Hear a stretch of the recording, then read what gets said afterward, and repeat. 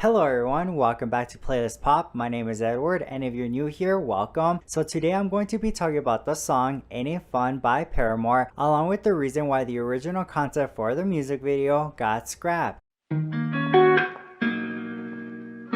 So Ain't It Fun is an alternative pop rock pop song that was the third single, at least in the US, while in other countries like the UK, it was the fourth single from their self-titled 2013 fourth album Paramore that was released on April 5th, 2013, which at the time, besides Haley, the other members consist of Taylor York and Jeremy Davis. So the song was written by Haley Williams and Taylor York and produced by Taylor York and Justin Meldal Johnson. The song is basically about having to grow up, get out of your comfort zone, facing the real world, which is what inspired Haley to start writing the song from her experience moving to LA on her own around the age of 23, being away from her close friends and family for a lot of time, which was before the guys moved there, and she had to move past the small town bubble and get out of her comfort zone, which was scary at the time, but she knew she had to do it in order to start this new chapter in her life. By doing that, she realized how big the world was and how you kind of had to fend for yourself, which in a 2013 interview that Haley gave with Entertainment Weekly, when asked about the song and the meaning behind it, she responded with, "That song is to myself actually. It's very sarcastic. If anything, I needed a kick in the butt a little bit. I think that was the first song we finished after being out in LA for a few weeks. Taylor and I were in a hotel room and he had this loop playing that sounded like some sort of weird love child of Susie and the Banshees and Paula Abdul. He didn't even write it for Paramore. He was just playing with a sound on his keyboard. It's definitely to myself. I thought I was being a whiny baby about being away from my family. I needed to hear those words. No one else was saying that to me, so I had to say it to myself." As for what inspired adding a gospel choir in the song, when asked how that came about, well, in an interview Haley gave in 2013 with Hello Giggles, she responded with, "I love gospel music so much. I grew up in Mississippi and was in and out of a lot of churches. I wrote that part with Taylor and I said, what are we going to do to take this to the next level? We kept layering our voices over and over to make fun of ourselves like we were in some gospel choir, and then 6 months later we were actually in the studio with one." That's the best example of how for this record we flew by the seat of our pants. We did what we thought could work, and when we followed that inspiration, it always turned out okay into something we love. So after releasing the second single, Still Into You, on March 2013, a few months later, the band had begun plans for the next music video to the next single, which during that time, Still Into You peaked at number 24 on the US Billboard Hot 100 charts. On July 9th, Alternative Press shared the news that Jonathan Despiens was the director for the video, which some of the music videos you may know that were directed by him were I Bet My Life by Imagine Dragons, New Americana by Halsey, and Clarity by Zedd, which on the same news it said that filming for that video started in July. On August 7th, Paramore tweeted the news confirming that they were filming a music video for Ain't It Fun with a photo of them on set. A month later, on September 28th, news of Paramore recording a music video for Daydreaming at Wembley Arena was out. So besides that, after about 2 months since Paramore tweeted the news of them filming a video for Ain't It Fun with no word about the music video and fans asking questions as to what happened, Haley ended up responding on a Tumblr post with an update pretty much saying they didn't like how the video was coming out, so they decided to scrap it. She also said they filmed a video for Daydreaming, which was going to be a single exclusively for fans across the world. She also thanked fans for their patience and said that Ain't It Fun will still get a video in the future, which actually wasn't the last time we heard about this music video, so keep watching, I will get to it. So Daydreaming ended up being the next single planned for December, but only for the UK and a few other countries, which premiered on November 5th on UKMSN.com. The video was directed by Julian Aguska, and I apologize if I didn't pronounce his last name correctly, and later was uploaded on their YouTube channel. They soon began filming a new video for Ain't It Fun in December, and the next year on January 29, 2014, the video had got released, which was directed by Sophia PD, and I apologize if I didn't pronounce her last name correctly, along with Paramore tweeting it was their next new single. And in the video, we see Paramore break 10 world records, which you can see on the Recorded Setter website, the ones that they broke, such as fastest time for 3 people people to smash 30 clocks with guitars, fastest time for 3 people to run through 10 paper banners, fastest time to run backwards holding stuffed animals while blindfolded for 30 feet, fastest time to unwrap a mummy, most feathers caught in 30 seconds, longest screaming while riding in a convertible, longest time spinning vinyl records on finger, most vinyl records broken by 3 people in 1 minute, most cartwheels in 20 seconds while wearing boots, and of course the most world records broken in a music video. The ones in blue are the ones no one has broken yet, while the 6 in yellow are the ones someone else has broken already. And this is of August 2023. The song was a big success. It peaked at number 10 on the US Billboard Hot 100 charts, along with winning a Grammy for the best rock song in 2015, which was bittersweet. Not to say they weren't grateful, because they definitely were happy and celebrated, but when they won, which was their fans that told them they won that night, they found out that they made rock history, which in an interview Paramore gave to MTV News in 2015, Haley said the reason why it was bittersweet was because no woman had won the award in years since Alanis Morissette in 1999. She then continued by saying, "You don't even know really how to feel, because it's kind of sad on one hand, because I think there's been so many incredible female songwriters that are in bands that had written very meaningful songs or political statements and social statements and things that really matter that haven't been recognized in that way. Ultimately, it just feels nice that I was able to write from my point of view about life and how I saw it and the things we were going through. To be a woman in a rock band feels awesome anyway. I feel very empowered by that alone. I hope it's not that long before another girl comes along and has something to say and that it gets recognized." As for the original concept, I did end up finding a bunch of pictures that were taken on set, taken by Jordy Lee Cordy, which I was able to find on a Facebook Paramore fan page where you got to see Paramore and the location the video was filmed and more. As to what happened to the footage that was filmed, well, I did end up finding a message from 2022 by a user named Linchan on lostmediawiki.com, who posted online the conversation they had with the director Jonathan, asking about what happened to the first video, which I know is probably not the best place, but I did check it out and it does seem legit, so it's up to you if you want to believe it or not, but I did leave a link in the description down below if you want to check it out. So Jonathan ended up responding saying, "Hi, the video has never been finished. It is somewhat in an unwatchable state with lots of blank, incomplete, or non-exist CGI shots." So it seems from that message not enough was filmed to be able to create a video, and it also seems we would have possibly seen some CGI in the video, which makes me wonder about the concept, because from the pictures it does seem like this video would have had a dark concept, but I don't know if it would have fit the vibe of the song, because when I hear the song the production is very happy, but I guess when you hear the lyrics, growing up and being in the real world and no one else can do it for you, pretty much how Haley has described this song and how it came to be, and maybe I guess when you think about it, I guess it could fit because life